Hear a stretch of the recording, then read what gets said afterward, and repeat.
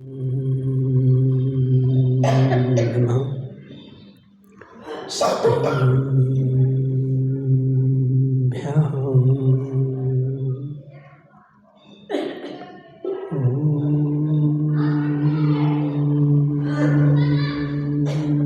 नमः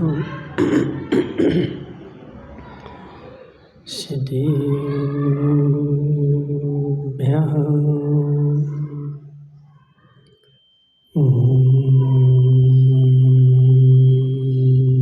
नमः सिद्धेभ्यः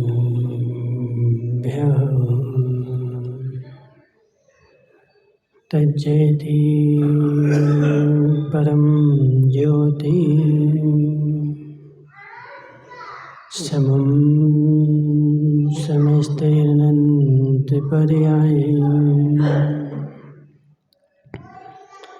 दर्पं तलिविशकला प्रतिफलति पदार्थमालिका यत्र नमो हरिहन्ताणं नमो सिद्धाणं नमो आयर्याणं नमो अज्जायाणं नमो लोहिसभ्यसाहोणं पंच परमेष्टि भगवान के अनंतानंत सिद्ध परमेष्टि भगवान के 1008 देवादेव पारसनाथ भगवान के 1008 देवादेव सुपारसनाथ भगवान के आचार्य भगवान अमृत चंद्र स्वामी के आचार्य भगवान विशुद्ध सागर जी महाराज के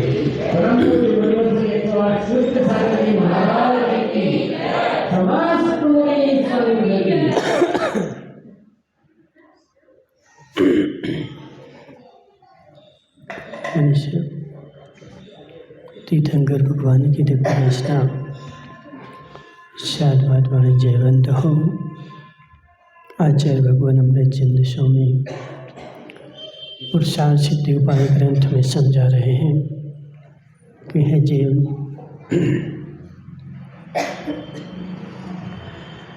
यह जीव संसार में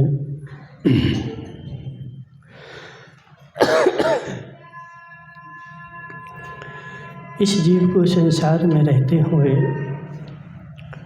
आकांक्षाएं सता रही हैं और इन आकांक्षाओं के कारण यह जीव सहज नहीं हो पा रहा है। जिसके जीव का जो स्वभाव है उस स्वभाव में नहीं आ पा रहा है और उस स्वभाव में नहीं आने का कारण ही आकांक्षा है। वहाँ आने की कोशिश भी करता है लेकिन वहाँ की इच्छाएं उसको घेर लेती हैं और उन इच्छाओं के कारण गजराज भाई इच्छाओं पर भी मेरा वश नहीं है। वह इच्छाएं भी दूसरे के अधीन हैं। वह इच्छा की परिणति भी मेरी दूसरे के अधीन चल रही है। गजराज भाई समझना, आज वो जम्बू नहीं आया, लिखा हुआ है बेचारा। जम्बू भाई क्या बाहर खड़े थे? ठंड लग रही? देखो बेचारे की ऐसी स्थिति कि थोड़ी सी ठंड हुई तो ठंड ठंड चिल्लाने लगा और थोड़ी सी गर्मी हुई, बहुत गर्मी महाराज, बहुत गर्मी। न ठंडी सहन हुई न गर्मी सहन हुई, लेकिन संसार की भटकन सहन हुई।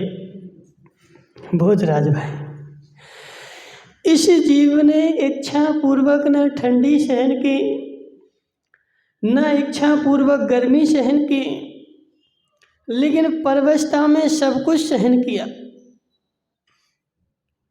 भोजराज भाई सुनो जरा, रोड के बाहर एक गाय खड़ी हुई है,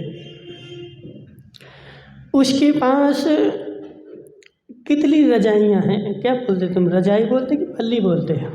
रजाई बोलते हैं ना। गाय के पास कितनी रजाइयाँ हैं, गाय के पास कितने एसी हैं गजराज भाई, कितने एसी गाय के पास? उसको ठंडी नहीं लगती क्या? उसको गर्मी नहीं लगती क्या? फिर वो क्या करती है? गर्मी भी सहन करती हैं और ठंडी भी सहन करती हैं, लेकिन क्यों कर रही हैं? क्योंकि उसके पास उपाय नहीं है, उसकी इच्छा नहीं है ठंडी सहन करने की, लेकिन उसके पास शक्ति है ठंडी सहन करने की और वह सहन कर रही है, लेकिन उसका सहन करना तप नहीं है, उसका सहन करना कर्मों के निजरा का कारण नहीं है, वह सहन कर रही हैं। ऐसे भोजराज भाई, तुम्हें ठंडी लगी और बेचारा तुरंत ठंडी ठंडी चिल्लाने लगा, और थोड़ी सी गर्मी हुई तो गर्मी गर्मी चिल्लाने लगा, और तुम्हारे पास साधन था तो बेचारा साधन लेकर के बैठ गया, इच्छा पूर्वक 1 मिनट भी नहीं सहा, लेकिन नरक में जाएगा, त्रियंच बनेगा, खूब ठंडी सहन करेगा।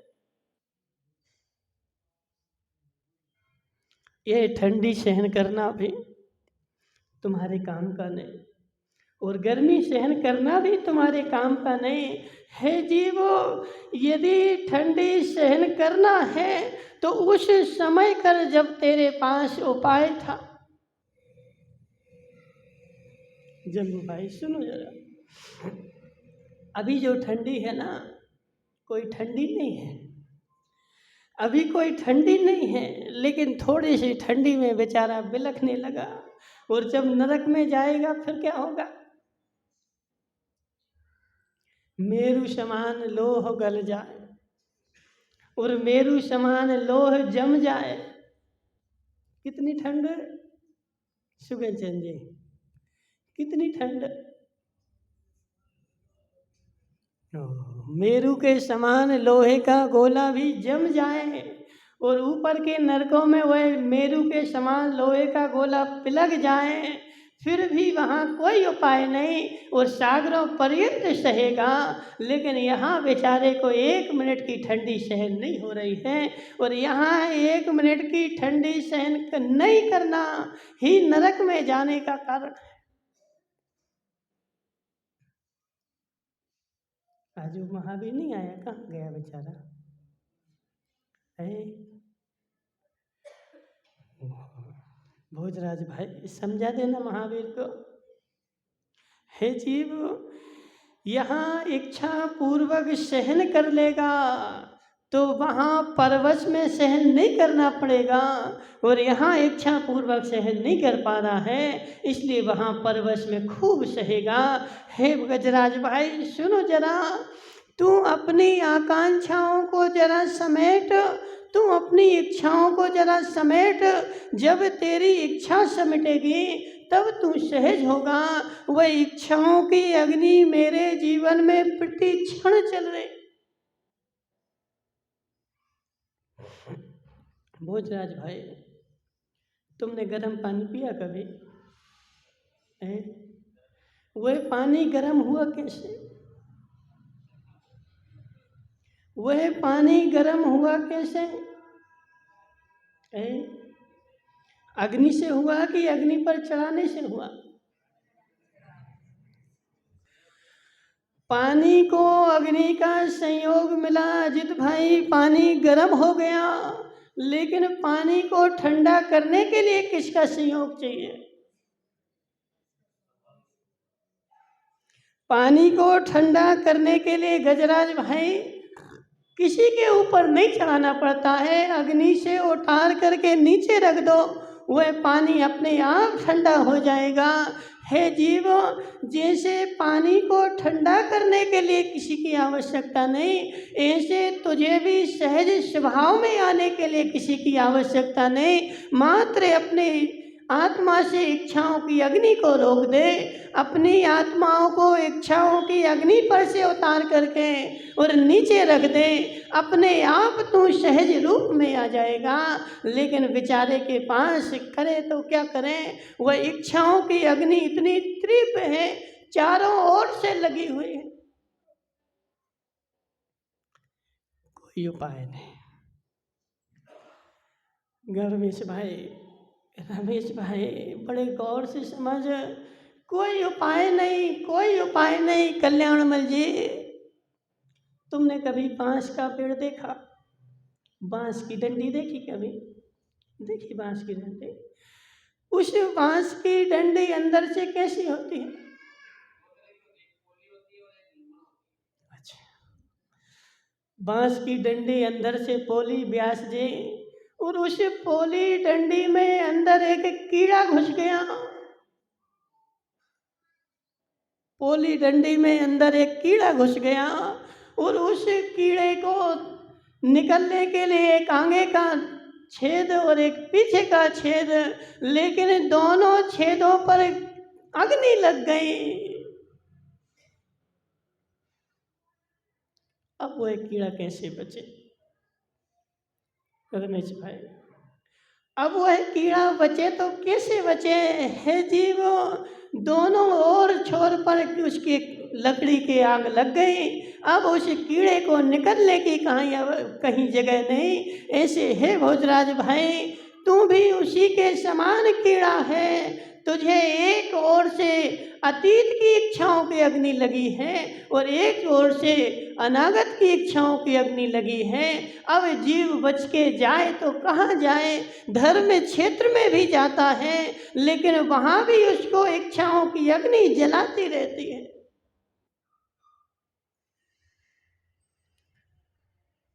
गजराज भाई, जब तक अग्नि नहीं बुझेगी, उस जम्बू सेठिया से बोल देना, देखो बेचारा ऐसा हो गया जैसे कोई मार रहा हो उसको। जम्बू भाई नहीं आ रहा समझ में, नहीं आ रहा समझ में। अब बता बता बता, उस लकड़ी के कीड़े की प्राण कैसे बचे? दोनों ओर छोर पर कल्याण जी अग्नि लगी है। अब उस बीच में कीड़ा घुसा हुआ है। अब उस कीड़े के प्राण बचे तो कैसे बचे?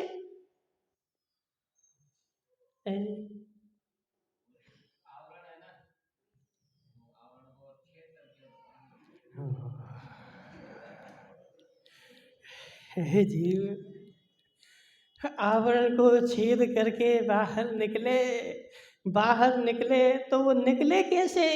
वह छेद मजबूत नहीं है, लेकिन अंदर में रस भरा हुआ है। उस रस का बेचारा आनंद ले रहा है और उस रस के स्वाद में छेद करके बाहर निकल ही नहीं सकता। लोड़ा जी, अब एक राजा का उदाहरण आता है, राजा का नाम तो नहीं पता। उस राजा को कमल का फूल दिया उसके वनमाली ने सुबह सुबह। अब वह राजा कमल के फूल को सूंघ रहा है और उसको जैसे ही उसने सूंघ रहा है, उसने अंदर में क्या देखा? इसके अंदर तो भौरा जो है मरा पड़ा है। इसके अंदर रमेश भाई भौरा मरा पड़ा है। किसके अंदर? गुलाब के फूल के अंदर भौरा मरा पड़ा है। वह उसने मरे हुए भौरे को देखा और वह मरा हुआ भौरा देख करके और राज छोड़ करके चला गया वन में। मुझे नहीं रहना संसार में, मुझे नहीं रहना घर में, ये भौरा मर गया, मैं जा रहा हूँ दीक्षा लेने।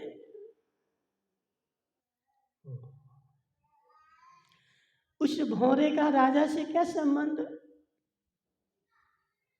उस भौरे का राजा से क्या संबंध जम्बू भाई सेठिया? भौरे के पास शक्ति नहीं थी क्या? जम्बू भाई बागड़िया सुनो जरा, भौरे के पास शक्ति नहीं थी क्या?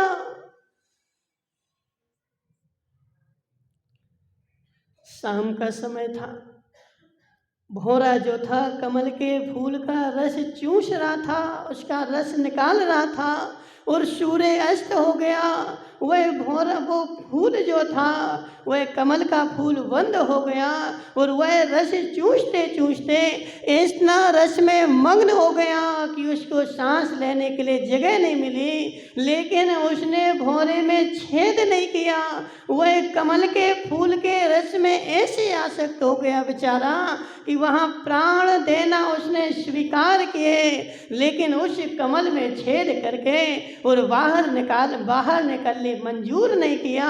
उस भौरे में इतनी शक्ति गजराज भाई, भौरे में इतनी शक्ति, उसको तो मोटे मोटे लकड़ी के तख्तों में बंद कर देना, वह छेद करके बाहर निकल आएगा। लेकिन इतने कोमल कल्याण जी कोमल कमल में छेद नहीं कर पाया। रमेश भाई नहीं आ रहा समझ में, नहीं आ रहा समझ में। बेचारा भौरा मर गया, लेकिन उसने कमल में छेद नहीं कर पाया। उस रस पीने के स्वाद में, रस पीने की लालच में भौरे के प्राण निकल गए कमल में, लेकिन लकड़ी को छेद करके बाहर आ जाता है। लेकिन उस स्वाद के लिए उसने उस कमल को नहीं छेदा और अपने प्राण निकल गए। उस राजा ने सोच लिया जैसे इसके प्राण निकल गए कमल के अंदर, ऐसे मेरे प्राण निकल जाएंगे इस राज के अंदर, मैं अपने स्वरूप को नहीं पहचान पाऊंगा। उसने त्याग करके और जंगल चला गया। उसमें शक्ति है अजित भाई कि वह छेद करके बाहर निकल आए, लेकिन नहीं निकलेगा छेद करके बाहर, उस अग्नि में जलेगा और जल करके मर जाएगा। लेकिन उससे बाहर निकलना कभी भी स्वीकार नहीं करेगा। ऐसे जम्बू भाई सेठिया तेरे भी ऐसी दशा है।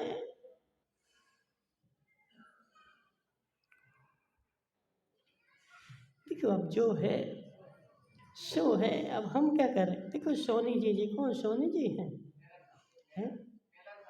टेलर साहब। सुनो टेलर साहब, जीव की स्थिति भी ऐसे ही है। उसको पता है इस संसार में मैं रह रहा हूँ, मुझे अतीत की और अनागत की अग्नि लगी हुई है।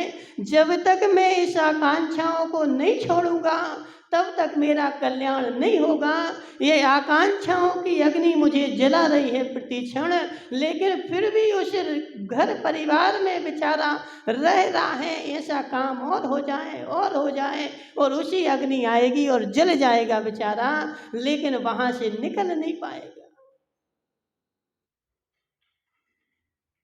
रमेश भाई सोचो जरा, विचारो जरा, मेरे पास मेरे शरीर में अग्नि लग रही है। किसकी अग्नि? और उसी अग्नि को बढ़ावा मैं ही दे रहा हूं। गजराज भाई सत्य बताना, जब तुम रात में सोते हो तो क्या करके सोते हो?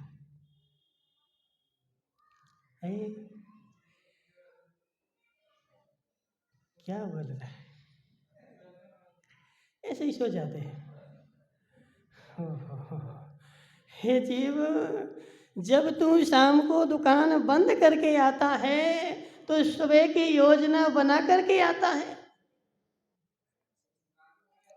जब शाम को दुकान बंद करके आता है तो सुबह की योजना बना के आता है कि सुबह मुझे ऐसा करना है, और जब सुबह होती है तो उस काम में लग जाता है। तेरे अंदर में भविष्य की इच्छाएं चलती ही रहती हैं। अब ऐसा करना है, अब ऐसा करना है, अब ऐसा करना है, और ऐसे करने के चक्कर में बेचारा आज तक अपने को नहीं पहचान पाया, सहज नहीं हो पाया। तुम सुगंचन जी कितनी आत्मा को देखने बैठ जाओ, लेकिन मेरी गारंटी है तुम्हें दिखने वाली नहीं है। व्यास जी, तुम कितना पुरुषार्थ कर लो, तुम कितनी मेहनत कर लो, कुछ भी कर लो, लेकिन तुम्हें आत्मा दिखने वाली नहीं है। क्यों? कल्याण जी, तुमने कभी पानी में चेहरा देखा? दिखता है, पानी में चेहरा दिखता है, लेकिन कौन से पानी में? स्वच्छ पानी में कि उबलते हुए पानी में? जिस पानी को अग्नि पर चढ़ा दिया है और जो पानी उबल रहा है, उसमें रमेश भाई तुम्हारा चेहरा दिखने वाला नहीं है। जिस पानी में चेहरा दिखेगा वह पानी अग्नि पर चढ़ा हुआ नहीं होना चाहिए। सबसे पहले उसको अग्नि से शांत होना पड़ेगा। जब पानी शांत होगा तभी उसमें तुम्हें चेहरा दिखेगा। उबलते हुए पानी में आज तक किसी को चेहरा नहीं दिखा। ऐसे है जीव, तुझे भी आत्मा तभी दिखेगी तब जब तुझे इच्छाओं की अग्नि नष्ट हो जाएगी और तू निराकांक्ष हो जाएगा। तेरे पास कोई इच्छा नहीं रहेगी, ना अनागत की ना अतीत की। तभी तुझे आत्मा का दर्शन होगा।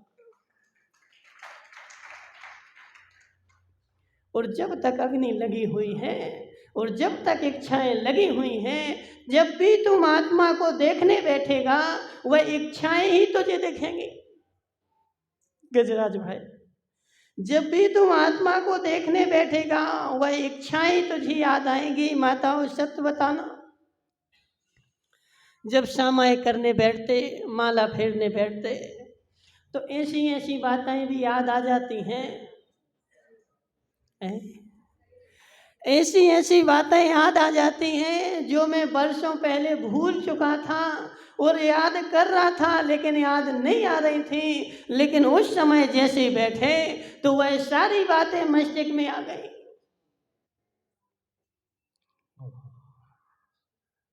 जम्बू भाई बागड़िया, नहीं होगा कल्याण, नहीं होगा कल्याण। जब तक तेरे इच्छाओं की अग्नि नहीं बुझेगी तब तक तेरा कल्याण नहीं होगा। और जितना जितना तू निराकांक्ष होता जाएगा उतनी उतनी तुझे आत्मा के दर्शन होते जाएंगे, उतने उतने तेरे आत्मा में कर्म का मेल धुलता जाएगा। लेकिन सबसे पहली शर्त है, सारी आकांक्षाएं दूर होनी चाहिए।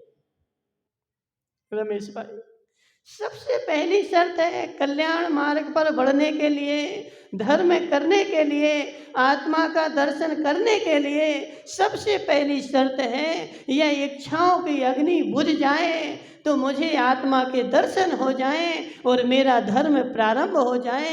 लेकिन अज्ञानी प्राणी बेचारा संसार में सोच रहा है, अग्नि भी ना बुझे। समझो जरा भोजराज भाई, भोगों की अग्नि भी ना बुझे, इच्छाओं की अग्नि भी ना बुझे और मेरा मोक्ष हो जाए, जलेगा जलेगा। लोड़ा जी, कोई भी बचाने वाला नहीं है। या तो भोगों की अग्नि से जल जाएगा या इच्छाओं की अग्नि से जल जाएगा। तुझे कोई अग्नि से बचाने वाला नहीं है। तू झूठ मूठ में अपने आप को संतुष्टि दे रहा है कि मैं बच जाऊंगा, नहीं बचेगा। यदि बचने की आवश्यकता है, बचने की इच्छा है तो तू दोनों अग्नियों को बुझा दे, भोग की अग्नि को भी बुझा दे और इच्छाओं की अग्नि को भी बुझा दे। दोनों अग्नि दोनों ओर से तुझे कल्याण जी जला रही हैं। बीच में बेचारा जीव, बीच में बचा बेचारा कीड़ा तड़प रहा है, लेकिन तड़पते हुए भी यदि उसको बचने का उपाय मिले तब भी नहीं बचना चाह रहा है। कह तो रहा है अजित भाई, कह रहा है मुझे अग्नि से कोई बचा लो, मुझे अग्नि से कोई बचा लो। देखो वो एक कल परसों वो पढ़ रहे थे ग्रंथ, उसमें बात आई, एक बूढ़ी अम्मा थी। एक बूढ़ी अम्मा रोज रोज भगवान से बोलती है, भगवान बहुत कष्ट है, उठा लो हमें,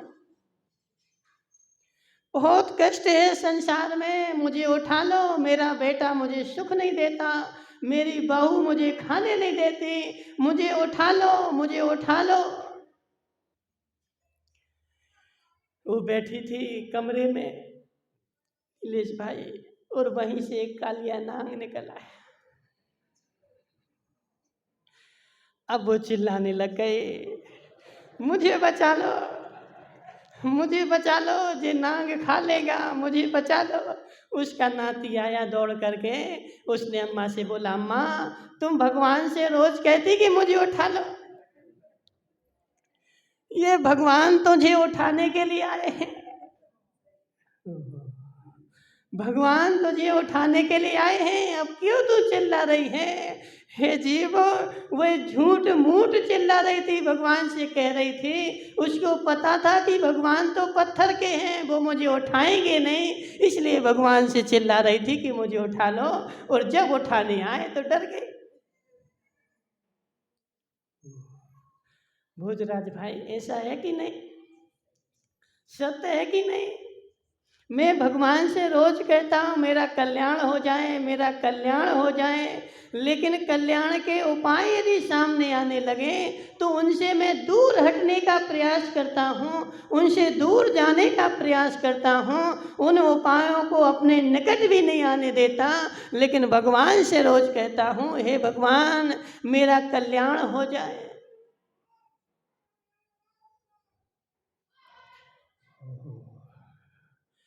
हे जीव, क्यों तू मायाचारी कर रहा है? क्यों तू मायाचारी कर रहा है संसार में रह करके? क्यों तू मायाचारी कर रहा है? और ऐसी मायाचारी से घोर पाप का बंद होगा, और घोर पाप का जब बंद होगा तो जाएगा कहाँ? कल्याण जी, सोचो जरा, नहीं सोचोगे?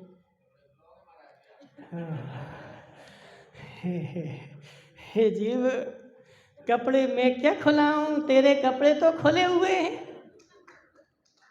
कपड़े तेरे खुले हुए हैं, मात्र तू मान नहीं रहा है। जम्बू भाई, अब देखो रोज रोज जम्बू को खड़ा नहीं करते, किसको करें बताओ? इसको रिंकू को खड़ा कर देते। रिंकू भाई खड़े तो हो जा। अब यह सत्य बताना, मायाचारी नहीं करना। तूने ये कपड़े जो पहने हैं ये तेरे शरीर में चिपके हैं क्या? तेरे कपड़े तेरे आत्मा से तो दूर, शरीर से भी भिन्न है। तू ऐसा माने बैठा है कि ये कपड़े खुल जाएं, वे तो खुले हुए हैं, तू उनको पकड़ के बैठा है, तू उनको पकड़े बैठा है। कपड़े छोड़ दे, वे अपने आप खुल जाएंगे। वह तेरे शरीर में भी 1% भी कहीं मिले हुए नहीं है। रिंकू भाई, तेरे कपड़े शरीर से मिले हैं कि नहीं? अलग हैं कि नहीं? देखो कल्याण जी, वो रिंकू क्या बोल रहा, बोले महाराज वो कपड़े तो अलग ही हैं, कपड़े मेरे शरीर में 1% भी कहीं नहीं चिपके। मेरी सर बैठ जाओ, मेरी इच्छाएं शांत नहीं हो रही, इसलिए मैं कपड़ों को चिपकाए बैठा हूँ। इच्छाएं शांत हो जाएं तो कपड़े चिपकने वाले। रमेश भाई सुनो, आचार्य समंतभद्र स्वामी कहते हैं, मुनिराज अपने ध्यान में बैठे हुए हैं और उन मुनिराज के ऊपर किसी ने कपड़े भी डाल दिए, तब भी वो मुनिराज ही हैं। अभी मुनिराज पद से अलग नहीं हुए, वह अपने ध्यान में बैठे थे, किसी ने जाकर के उनके ऊपर कपड़े डाल दिए, लेकिन उनके शरीर पर कपड़े भी डले हैं, तब भी वह मुनिराज हैं, क्योंकि उन्होंने कपड़ों को पकड़ा ही नहीं। तू जबरदस्ती कपड़े को पकड़े हुए हैं, इसलिए तेरे लिए कर्म के बंध का कारण है। और क्या मान रहा है कि महाराज कपड़े खुलाओगे?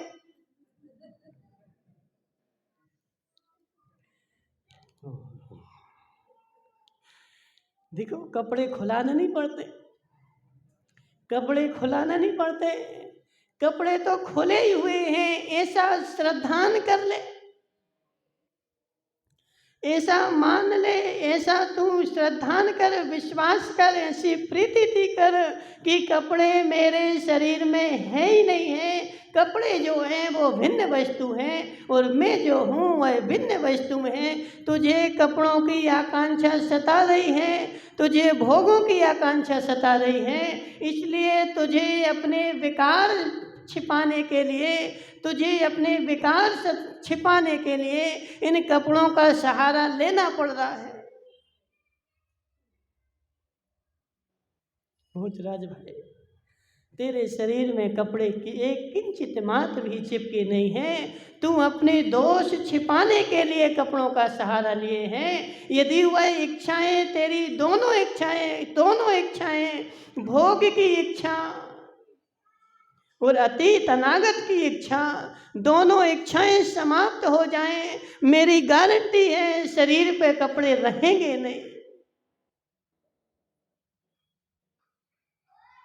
सुगंधन जी, सत्य है कि नहीं? सत्य है कि नहीं? तेरा मन जो है ना तेरे बस में नहीं है और तेरा मन बस में नहीं है, इसलिए तुझे अपने शरीर के विकार छिपाने के लिए कपड़े लपेटने पड़ रहे हैं। कपड़े लपेटने की क्या आवश्यकता? कल्याण जी, कपड़े लपेटने की क्या आवश्यकता? सहज हो जा। इच्छाओं की अग्नि से अपनी आत्मा को उतार करके नीचे रख दे। कपड़े लपेटने की तुझे अब आवश्यकता पड़ेगी नहीं। तुझे इच्छाएं सता रही हैं और उन इच्छाओं के सताए हुए तू मारा है और कपड़े लपेट करके संसार में घूम रहा है।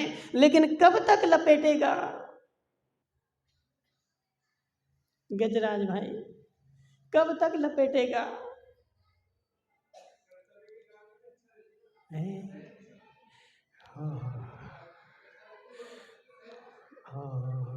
देखो बेचारा चैन नहीं पड़ रही उसका, चैन नहीं पड़ रही, चैन नहीं पड़ रही। हे जीव जम्बू भाई, अब तुम खड़े हो जाओ।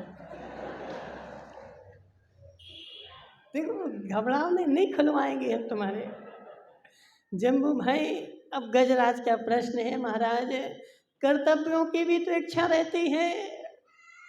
जिसे तुझे इच्छा है वो तेरा कर्तव्य है क्या? जिसकी तुझे इच्छा है वो तेरा कर्तव्य है क्या?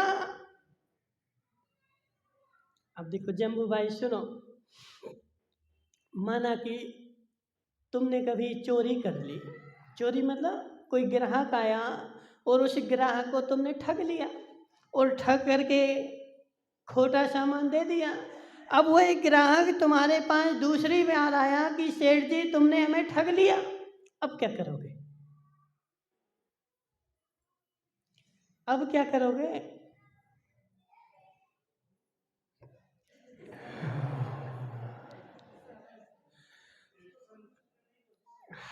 सही है ना? उसको संतुष्ट करने की कोशिश करोगे। सबसे पहले तुमने उसे ठगा था और ठगते समय झूठ बोला था। अब वह तुम्हारे पास आ गया कि तुमने मुझे ठगा है, अब उसको संतुष्ट करने के लिए फिर झूठ बोलोगे। और जब तक वह संतुष्ट ना हो जाए तब तक झूठ पे झूठ, झूठ पे झूठ, झूठ पे झूठ, एक के ऊपर दूसरे, दूसरे के ऊपर तीसरी, और हजारों झूठ बोल करके उसको संतुष्ट करने की कोशिश करोगे। सत्य है कि नहीं? हे गजराज भाई, तुझे जो तू कर्तव्य मान रहा है वह कर्तव्य भी तेरा इच्छा पूर्वक ही है। पहले तेरा मन नहीं माना था, इसलिए तू देवी को पकड़ के लाया, और अब पकड़ के लाया, अब उसको घर में रखने के लिए झूठ पे झूठ बोल रहा है और बोल रहा महाराज मेरा कर्तव्य है।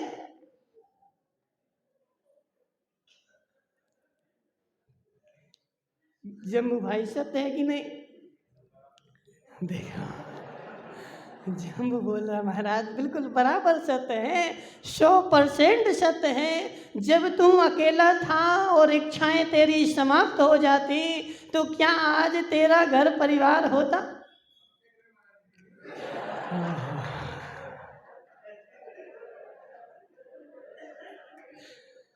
देखो पहले, देखो सुनो जरा जी, जम्बू बागड़िया भी गए होंगे तुम्हें फंसाने के लिए। जम्बू बागड़िया गए थे तुम कि नहीं? हाँ, देखो वो भी बेचारा कोई सीधा साधा नहीं है, सब एक पे एक ज्ञाना है। बैठ जाओ जम्बू भाई, बैठ जाओ, सुनो जरा। एक झूठ को छिपाने के लिए बेचारे ने 1000 झूठ बोले और 1000 झूठ बोल करके एक झूठ को छिपाया। तू जिसे कर्तव्य मान रहा है वह तेरा कर्तव्य नहीं है। तेरा मुख्य कर्तव्य तो है अपने मन को मना लेता और अपने मन को इच्छाओं से दूर कर देता, और वह इच्छा पैदा नहीं होती तो एक इच्छा को दबाने के लिए तुझे सारा संसार में परिभ्रमण नहीं करना पड़ता। गजराज भाई, जिसे तूने कर्तव्य का नाम दिया है वह तेरा कर्तव्य नहीं है, वह तेरी इच्छाएं हैं, और वह इच्छाओं की पूर्ति को तू कर्तव्य मान रहा है। तेरा सच्चा कर्तव्य तो अपने स्वभाव में आना है। तेरा सच्चा कर्तव्य, तेरा सच्चा पुरुषार्थ, तेरा सच्चा काम संसार में आया है, तो संसार में आकर के तेरा साचा कर्तव्य है कि अपने स्वभाव में आ जा और जितना जितना विभाव है उन सब को हटा दे, उन सब से दूर हो जा। उन इच्छाओं को, दोनों भोग की इच्छा और भविष्य और अनागत की इच्छा, दोनों इच्छाओं को तू दूर कर देगा, तू सहज में हो जाएगा, फिर तेरा संसार बढ़ेगा नहीं, सिमटेगा। गजराज भाई, तेरा मन नहीं मान रहा था, तू सिंगोली गया और देवी को पकड़ लाया, सत्य है कि नहीं? तेरा मन नहीं मान रहा था, तू देवी को लेकर के आया, और जिस क्षण से देवी को लेकर के आया तो यह बता, इच्छाएं समाप्त हुई कि बढ़ती गई?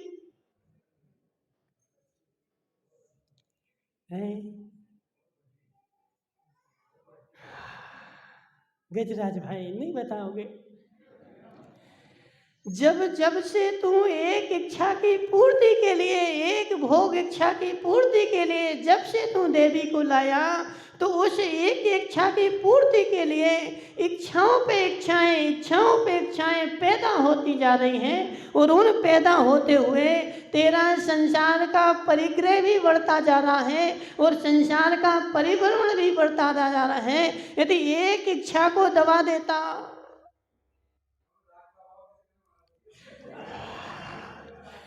बताते हैं, देख घबराओ नहीं, सब बताते हैं। हे जीव सुन जरा। टेलर जी, तुम कपड़े सीते हो, कपड़े सीते ना, तो यह बताओ, जब तुम कपड़े सीते हो तो तुम्हारे पास ग्राहक आता है कपड़े लेकर के, कपड़े में इतना सा छेद हो गया, इसको बंद कर दो, कर दोगे ना? यदि उसको, कपड़े के छेद को बंद नहीं करोगे तो क्या होगा? वो तो लौट जाएगा, लेकिन कपड़े का क्या होगा?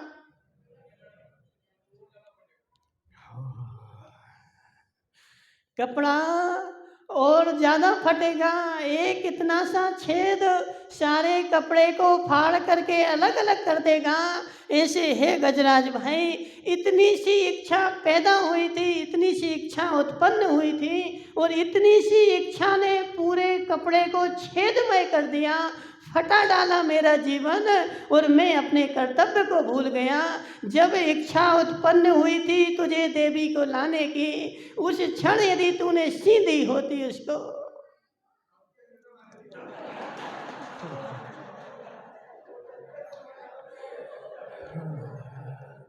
बैठ जा। जम्बू भाई बागड़िया, अब तुम बता दो उसको क्या करना है। बता दो, देखो वो तुम्हारा भतीजा है ना, तुम्हारी बात जल्दी से मानेगा। तो हमसे क्यों बोलो, उससे बोलो ना। बोलो उससे, उसकी तरफ मुंह करके बोलो। हाँ हाँ हाँ हाँ। हे जीव, हे जीव, क्यों बढ़ रहा है, क्यों बढ़ रहा है? जम्बू भाई बोल तेरा क्यों बढ़ रहा है? इसका राग मोह क्यों बढ़ रहा है?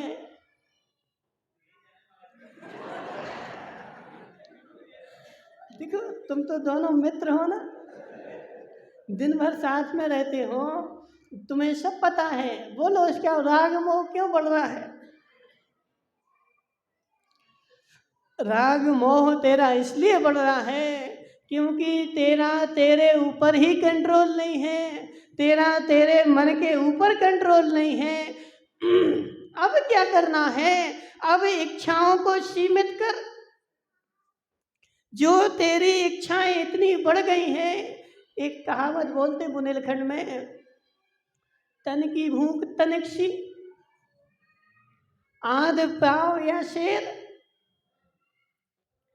तन की भूख तनक सी, आध पाव या शेर, और मन की भूख अपार है, लील लेत सुमेर।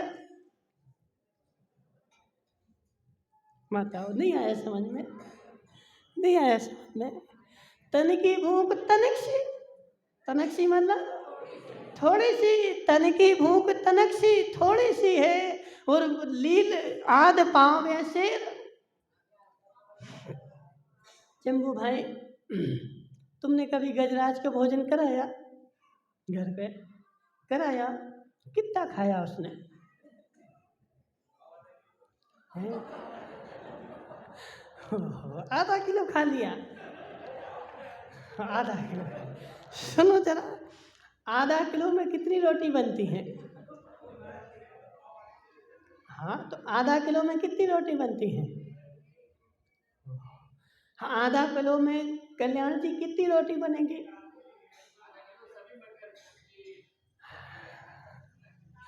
आधा किलो सब्जी खा ली गजराज भाई तुमने? अच्छा, बस पानी भी उसमें आ गया? तो आधा किलो पानी डालते तुम सब्जी में?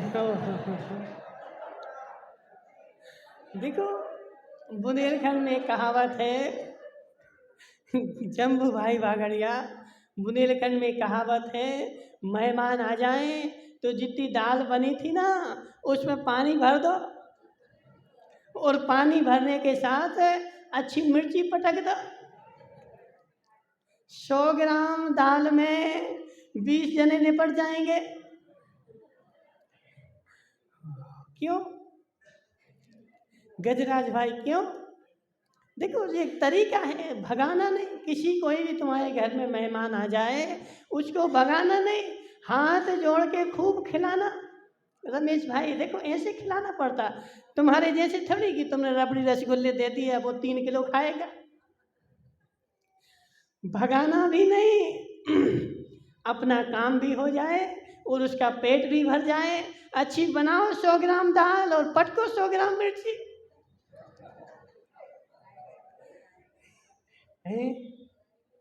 कल्याण जी, डालो 100 ग्राम मिर्ची। अब सर इसको, जम्बू को चाय पिलाओ रात में, और डालो 100 ग्राम मिर्ची चाय पत्ती की जगह।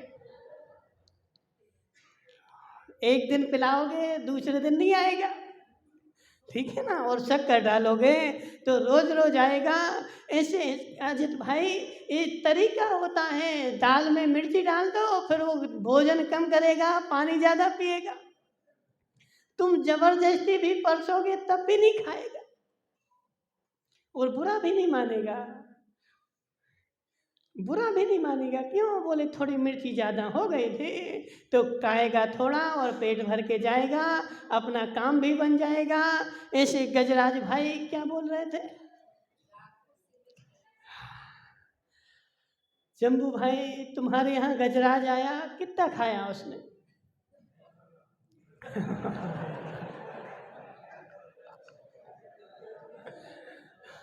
सुनो सुनो जम्बू भाई, देखो अब वो अब भी बैठे बैठे होशियार हो गया। अभी पहले 500 ग्राम खाया था, अब उसने 50 ग्राम मिर्ची डाल दी, तो अब 250 ग्राम में ही पेट भर गया। ठीक है ना, अभी 500 ग्राम खा रहा था, अब 250 ग्राम खाने लगा, इसलिए होशियार हो गया। तन की भूख तनक सी, एक पाँव या शेर। तन की भूख इतनी सी है, कितनी खिलाओगे, कितने ही भूखा होगा, लेकिन एक शेर से ज़्यादा नहीं खा सकता। लेकिन मन की भूख अपार है, लील लेत सुमेर। मन की भूख इतनी बड़ी है कि सुमेरु पर्वत के जैसा सोने का गोला भी मिल जाए तब भी वो खा जाएगा, और मन की भूख मिटेगी नहीं।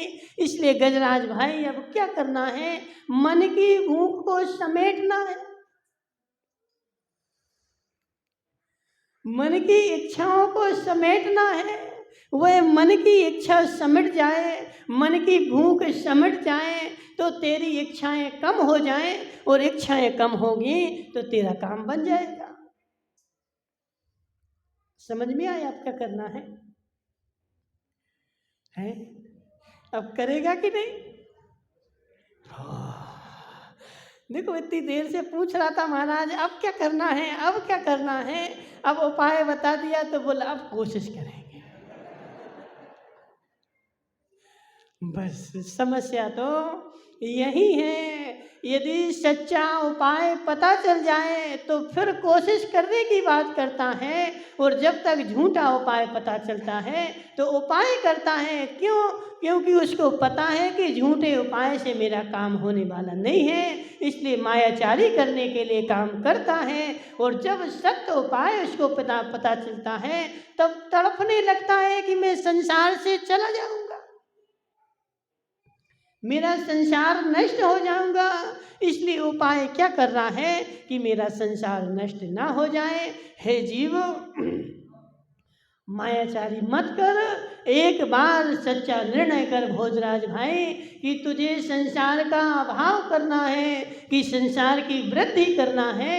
यदि संसार की वृद्धि करना है तो मायाचारी मत कर, स्पष्ट कहे कि मुझे संसार बढ़ाना है। और यदि संसार घटाना है तो दो ही तेरे पास अग्नियां हैं, एक भोग की अग्नि और एक इच्छाओं की अग्नि। इन दोनों अग्नियों को समेट दे और इन दोनों अग्नियों से निकाल करके अपनी आत्मा को अलग रख दे, तेरा संसार परिभ्रमण समाप्त हो जाएगा। सुगंचन जी सत्य है कि नहीं? दोनों अग्नियां जला रही, और कोई मुझे देखो संसार में सीता को अग्नि नहीं जला पाई। व्यास जी, सीता अग्नि में प्रवेश कर गई, अग्नि के कुंड में प्रवेश कर गई, और अग्नि के कुंड से प्रवेश की हुई सीता ऐसे निकल आई जैसे जल के कुंड से निकली हो। अग्नि ने सीता को नहीं जला पाया। उस अग्नि में ताकत ही नहीं कि सीता को जला सकें। लेकिन यह इच्छाओं की अग्नि और भोग की अग्नि मुझे अनंत काल से जला रही है। मैं 1% भी नहीं बच पा रहा हूँ, और इस अग्नि से यदि बच जाऊँ तो फिर सीधा मैं मोक्ष में ही जाऊँगा। लेकिन इस अग्नि से मैं बचने का प्रयास नहीं करता हूँ, लेकिन उस जड़ अग्नि से बचने का प्रयास करता हूँ। कल्याण जी नहीं आ रहा समझ में? देखो नहीं आए तो चंद्रकांता बाई समझा देंगे, ठीक है? अभी घर पे जाओगे उनको सब समझ में आ रहा है। हे जीव, तू उस अग्नि से बचने का प्रयास कर रहा है, लेकिन इस अग्नि से बचने का प्रयास कर। वह अग्नि तो मात्र तन को ही जलाती है, लेकिन यह अग्नि चेतन को जलाती है। अजित भाई क्या सोच रहे? यह अग्नि मात्र तन को जलाती है, और तन भी जल जाए तो थोड़ी बहुत दवाइयाँ लगा करके थोड़े दिन में ठीक हो जाता है। लेकिन यह भोग की अग्नि और इच्छाओं की अग्नि मेरे चेतन को जला रही है, झुलसा रही है। और एक बार चेतन जल जाए फिर कोई भी दवाई से ठीक होने वाला नहीं है। इसलिए लोढ़ा जी, यदि कल्याण की आवश्यकता है, इन कल्याण की नहीं, आत्म कल्याण की आवश्यकता है, तो अपनी आत्मा को भोग की अग्नि से और इच्छाओं की अग्नि से, दोनों अग्नि से उतार कर नीचे रख दे। तू अपने स्वरूप में आ जाएगा, स्वभाव में आ जाएगा। तुझे कोई ज़्यादा मेहनत नहीं करनी पड़ेगी। मेहनत कहीं करना है तो मात्र इतनी करना है, इन दोनों अग्नियों से उतार करके नीचे रखना। ओम प्रकाश जी, नहीं आ रहा समझ में? क्या सोच रहे? ऐसे सोच रहे जैसे कोई मार रहा हो तुम्हें। तो सोचो ना जरा, मात्र इतना सा तो पुरुषार्थ करना है। इच्छा की अग्नि से और भोग की अग्नि से अपनी आत्मा को उतार करके नीचे रखना है, फिर सब काम खुद ही खुद हो जाएगा। भोजराज भाई कुछ बोलना है? कुछ नहीं बोलना है। ओहो, जीव को मात्र इतना सा पुरुषार्थ रमेश भाई, ज़्यादा नहीं करना है। इतना सा पुरुषार्थ, इतना सा पुरुषार्थ इन दोनों अग्नियों से उतार करके नीचे रखना है। इन दोनों अग्नियों से भाग करके दूर खड़ा होना है। इन दोनों अग्नि मेरे से दूर हो गई, मैं मोक्ष में जा करके ही रहूँगा। क्या सोच रही पीयूष की अम्मा? विचार करो, सोचो जरा, विचारो जरा, हे विचारो, विचारो जरा। कब तक बेचारे बने रहोगे? लोढ़ा जी, कब तक बेचारे बने रहोगे और घर में कुटते पिटते रहोगे? देखो, घर में बेचारा खूब कुटता रहे, पिटता रहे, लेकिन किसी से कहता भी नहीं है। कहानी घर घर की है, कोई किसी को नहीं देखना। सबकी ऐसी हालत है। अंदर देवी अच्छी खूब कूट देगी, पीट देगी, डंडा से खूब कोटेगी, लेकिन बाहर जाके किसी से नहीं कहेगा और कुटता रहेगा, पिटता रहेगा, फिर भी उस वहाँ से भगेगा नहीं। कल्याण की होता कि नहीं होता? अब बोले महाराज, अंदर की बातें थोड़ी बतानी पड़ती हैं, बाहर की सबको पता है, सबको बता देते। लेकिन हे लोढ़ा जी, समझ जा जरा, इन दोनों अग्नियों से दूर खड़ा हो जा। इतना सा काम कर ले, बस इतना सा काम कर ले। बहुत बड़ा काम नहीं है, बहुत बड़ा काम नहीं है, बहुत बड़ा काम नहीं है, इतना सा काम है, इतना सा काम है पंकज भाई ओकावत। भोग की अग्नि से और इच्छाओं की अग्नि से अपने को दूर कर ले, तेरा मोक्ष हो जाएगा। नहीं करोगे कंचन जी, नहीं करोगे? बोले करना पड़ेगा महाराज। देखो, अभी भी इच्छा तो बनी हुई है, इसलिए करना पड़ रहा है। यदि इच्छा समाप्त हो जाए और मोक्ष की इच्छा जग जाए, तो इन भोग की इच्छा से भोग और अग्नि की इच्छा से बेचारा जीव अपने आप दूर हो जाए। देखो क्या होता ना गजराज भाई, छोटा सा बच्चा होता है, वो अग्नि के पास बार बार जाता है, बार बार जाता है, फिर माता क्या करती है?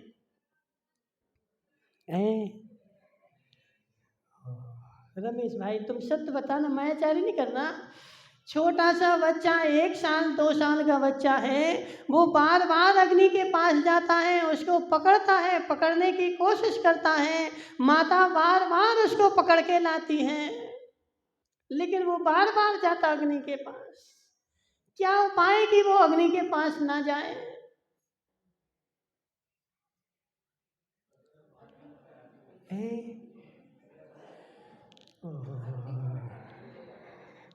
अग्नि नहीं हटेगी, अग्नि रहेगी। हाँ देखो, जम्बू भाई होशियार है। जम्बू भाई उस बच्चे को एक बार तू अग्नि के पास ले जा और उसका हाथ अग्नि के पास कर, एक बार उसका हाथ थोड़ा सा जल जाएगा, वह दूसरी बार से अग्नि के पास जाएगा नहीं, दूर रहेगा। लेकिन जब तक जलेगा नहीं तब तक बार बार जाएगा। ऐसे कल्याण जी सुन जरा, तू इसे भोग की अग्नि से और इच्छा की अग्नि से एक बार जल जाएगा, फिर दूर खड़ा हो जाएगा। एक बार जल जाए, एक बार जल जाए गजराज भाई, और एक बार जल जाएगा फिर तेरा राज नरक में जाके होगा। डर उस अग्नि से, डर उस अग्नि से, यदि मैं जल गया झुलस जाऊंगा और नरक में जाकर के गिरूंगा, और यदि इन अग्नियों से दूर हो गया तो मुझे मोक्ष मिलेगा। पीयूष भाई क्या सोच रहा है? बेचारे की मूछें बड़ी बड़ी हो गई, जल्दी जल जाएंगी। हे पीयूष, तेरी मूछें बड़ी बड़ी हैं और बालों में अग्नि जल्दी पकड़ती। सोच विचार कर, यदि मोक्ष की आकांक्षा है, मोक्ष की इच्छा है, तो इन इच्छा की अग्नि से और भोग की अग्नि से, दोनों अग्नि मुझे संसार में जला रही हैं, दोनों अग्नि मुझे संसार में भटका रही हैं। दोनों अग्नि से यदि मैं दूर हो गया तो मेरे मोक्ष को कोई रोकने वाला नहीं है, मेरा मोक्ष हो करके ही रहेगा। और जब तक मैं इन दोनों अग्नियों से दूर नहीं हो पाया तो कोई तीर्थंकर भी तुझे मोक्ष भेजने वाले नहीं हैं। कुछ भी कर ले, तुम भगवान की 1000 पूजन भी कर ले, 1000 कलश से अभिषेक भी कर ले, कुछ भी कर ले, लेकिन जब तक इन अग्नियों से दूर नहीं होगा तेरा मोक्ष प्रशस्त होने वाला नहीं है। वह भगवान में भी ताकत नहीं कि अग्नि लगे हुए जीव को बचा ले, अग्नि बुझे तो वह जीव बचे। ओह रमेश भाई, सबको समझा देना, समझा दोगे? हैं? नहीं समझाओगे? बोले महाराज पहले तो हमें ही समझना है, मैं समझ जाऊंगा तो सबको समझाने लगूंगा। इसलिए नीलेश भाई समझ जा, भोग की अग्नि और इच्छाओं की अग्नि, इन दो अग्नियों को शांत कर दें, तेरा मोक्ष नक्की है, तेरा मोक्ष कोई रोकने वाला नहीं है। और जब तक जम्बू भाई बागड़िया ये दो अग्नियां लगी हुई हैं, तेरा संसार परिभ्रमण चालू है और 4 गति में तू भटकेगा, कोई तुझे रोक नहीं पाएगा। यदि रोकने की तुझे इच्छा है, संसार परिभ्रमण से डर लग रहा है, दोनों प्रकार की अग्नियों से दूर खड़ा हो जा, तेरा संसार परिभ्रमण दूर हो जाएगा। बोले शांतिनाथ भगवान की।